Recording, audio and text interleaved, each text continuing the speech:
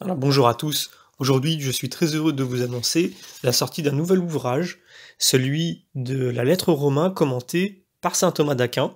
Donc nous poursuivons l'édition de commentaires des Saintes Écritures par saint Thomas.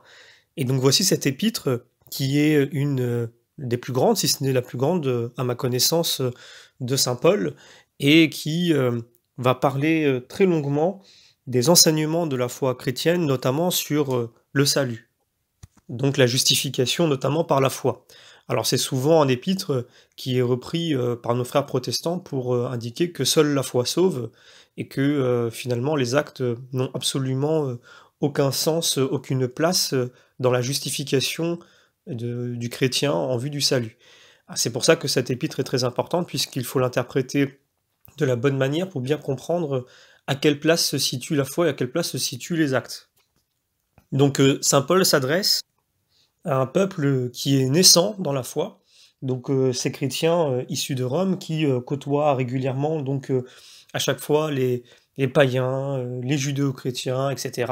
Ou même on peut même parler de pagano-chrétiens, puisque il y a encore, comme on le retrouve quelquefois dans les nouvelles communautés chrétiennes, notamment en Afrique ou en Asie, des communautés qui mélangent un petit peu des croyances du passé avec des croyances chrétiennes. Alors c'est normal, évidemment, c'est cette évolution, ce passage qui se fait doucement, on l'observe bien aujourd'hui, donc on peut facilement l'imaginer à l'époque.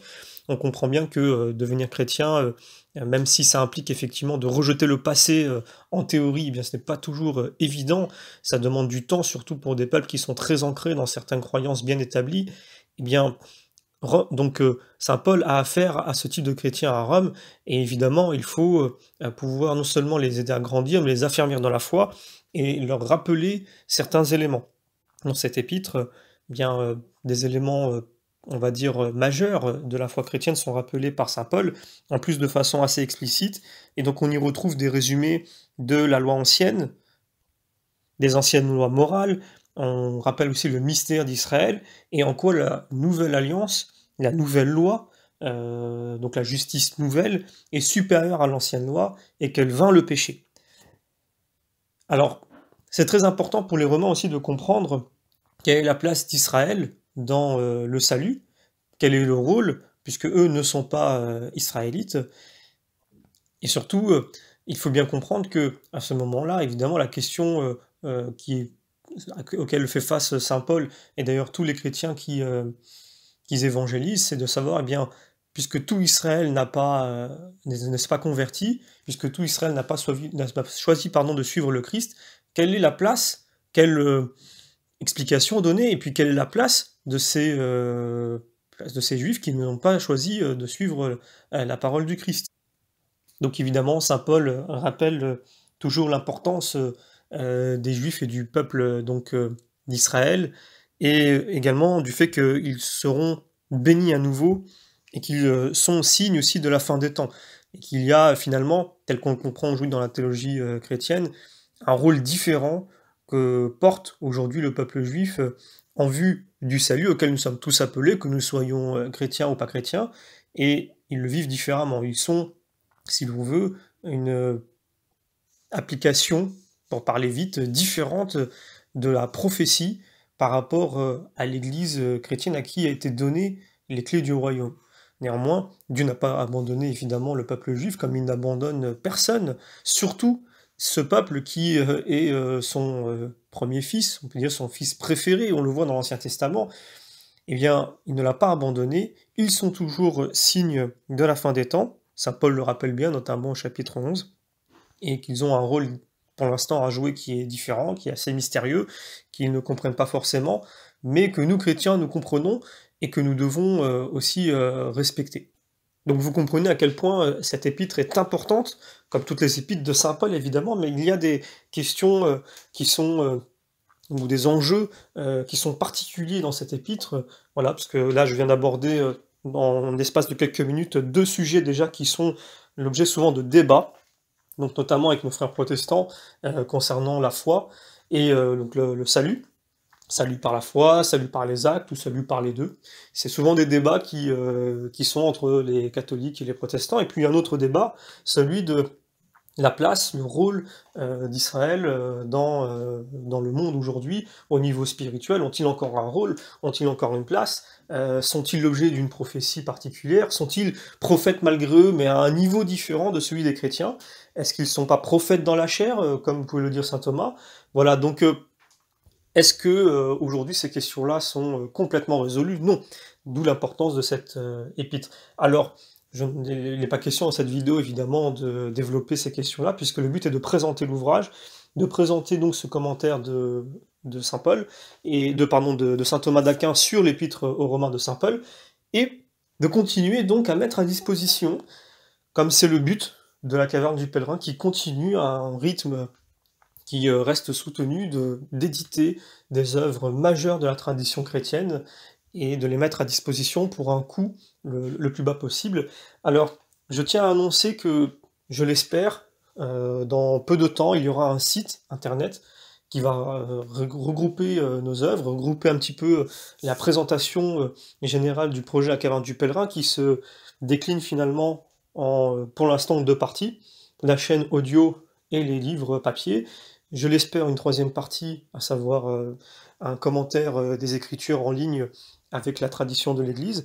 Mais pour revenir sur les éditions papier, je ferai peut-être une vidéo pour l'expliquer, nous sommes en train aussi de réfléchir à comment mettre à disposition des œuvres de l'Église orientale, en version papier et en version audio, à disposition de tous, puisque il y a très peu de traductions depuis l'arabe vers le français pour ces œuvres-là, ou peut-être depuis l'arabe vers l'anglais, il y en a un peu plus, parce que généralement, dans à peu près tous les domaines, les anglo-saxons et aussi on peut aussi dire les germaniques, ont une tendance à s'intéresser et à développer et traduire tout ce qui est de l'ordre un peu de l'histoire, de la religion, de la philosophie, etc. C'est pour cela qu'on retrouve beaucoup plus facilement des œuvres de la tradition de l'Église en anglais qu'en français. Donc on a malheureusement accumulé un retard, alors que si vous reveniez 2 siècles en arrière, c'est la France qui avait une très grande avance sur ça, puisqu'on retrouvait les pères de l'Église, la tradition de l'Église, facilement accessible. Alors c'était en français, mais aussi en latin. Mais on n'avait pas encore des œuvres en anglais. Il y a eu une énorme accélération de la part des anglo-saxons sur cette partie-là, et malheureusement, pour nous, Français, eh bien, ils ont une grande avance à ce niveau-là. On le voit d'ailleurs, ce sont ceux qui mènent le plus de fouilles, de recherches, ceux qui sont le plus enclins un peu à cette découverte, quelquefois, dans la mesure du possible, sans a priori, du monde religieux, historique, archéologique, philosophique, etc., et qui sont tout simplement intéressés par la recherche de ces informations-là et de la mise à disposition, alors qu'en France, on a un peu ce côté anticlérical, malheureusement, pour ce pays qui a connu un passé glorieux, qui s'est entaché par des idées anticléricales qui le poussent aujourd'hui, on le remarque bien, dans une forme de modernité qui débouche sûrement sur de la décadence et sur un abrutissement général, alors c'est encore un autre sujet, où on se rend compte que les fondamentaux, les connaissances les plus élémentaires sont en train de s'effondrer. Voilà, je suis peut-être un peu sévère vis-à-vis de mon constat sur la situation en France, mais de fait, aujourd'hui, on ne s'intéresse pas forcément à ces questions-là, alors que dans les pays anglo-saxons, avec tous les défauts qu'on peut leur attribuer, ont au moins ce mérite d'avoir le respect du côté spirituel et de ne pas se cantonner aux choses temporelles, voire aux choses mondaines. Donc, évidemment, le but n'est pas de faire le procès à qui que ce soit, mais voilà, c'est un constat quand on recherche, parce qu'on est dans la présentation d'un ouvrage papier, quand on recherche une œuvre de l'histoire ou une œuvre voilà, qui est en rapport avec le spirituel, il est beaucoup plus simple et beaucoup plus rapide de la trouver en version anglaise qu'en version française. Et donc le but aussi, c'est pour nous de pouvoir mettre à disposition de tous des œuvres aussi issues de l'arabe, puisque j'ai la possibilité de traduire de l'arabe vers le français des œuvres de l'Église orientale. Donc quand je dis Église orientale, ça peut être l'Église catholique en Orient, comme ça peut être également les églises qui sont rattachées à Rome et qui se situent en Orient. Je pense par exemple à l'église maronite.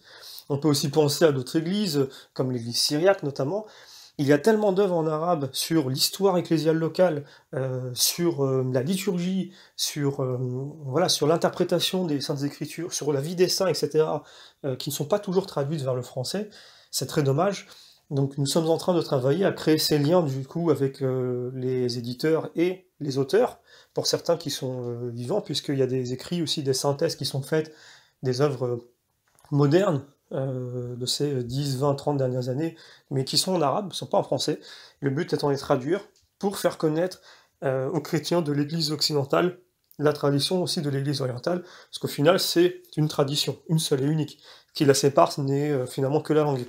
Donc voilà un petit peu ces projets que je développe, et que je présente aussi dans ce site que j'espère être en ligne, si possible, dans le courant des 30 à 60 prochains jours maximum. Voilà, donc il y aura une vidéo évidemment qui sera mise en ligne pour le présenter. Ils seront très heureux de pouvoir le faire.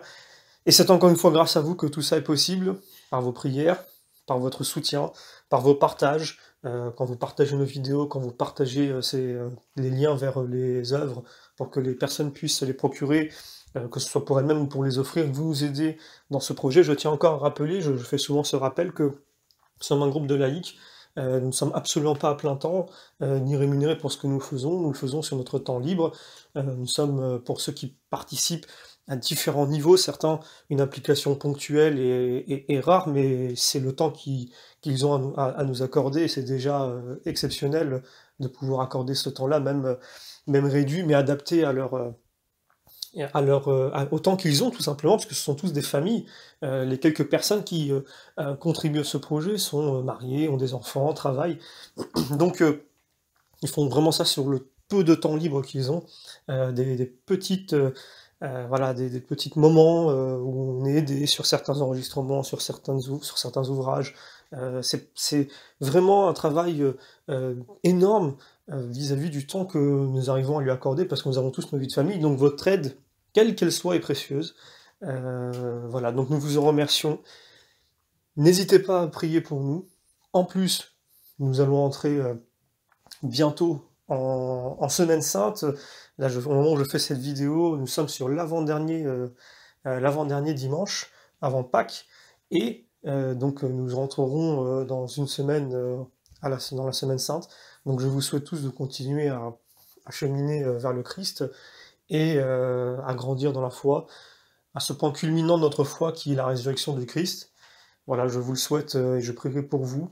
Priez pour nous, et également priez pour ce projet, s'il est bon, s'il peut servir aux âmes à grandir, ne serait-ce qu'un peu. Si nous sommes une petite étape dans la foi d'une seule personne, eh bien nous serons très heureux d'avoir mis tous ces efforts à contribution et à disposition de cette personne-là. Si une seule personne qui suit notre chaîne a permis de grandir dans la foi grâce à des audios, grâce à des livres que nous avons édités, tout ce que nous avons fait, tout ce que nous continuons à faire aura été utile, ne serait-ce que pour cette personne.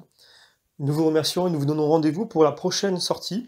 Je vous l'annonce dès maintenant, puisqu'il est déjà en ligne, mais nous avons encore quelques corrections à apporter. Il s'agit de Saint Jean Chrysostome, donc je vous l'annonce en avance. Le commentaire des psaumes de Saint Jean Chrysostome, qui qui est déjà disponible, mais sur lequel on fait encore quelques petites corrections.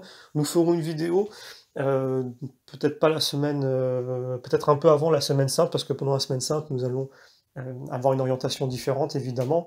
Donc c'est les commentaires de Saint Jean Chrysostome que nous souhaitons rééditer. Nous avons d'abord fait le livre de la Genèse, maintenant nous faisons le livre des psaumes. Donc je vous donne d'ores et déjà rendez-vous donc pour la prochaine vidéo qui annonce la sortie du commentaire du livre des psaumes par Saint Jean Chrysostome.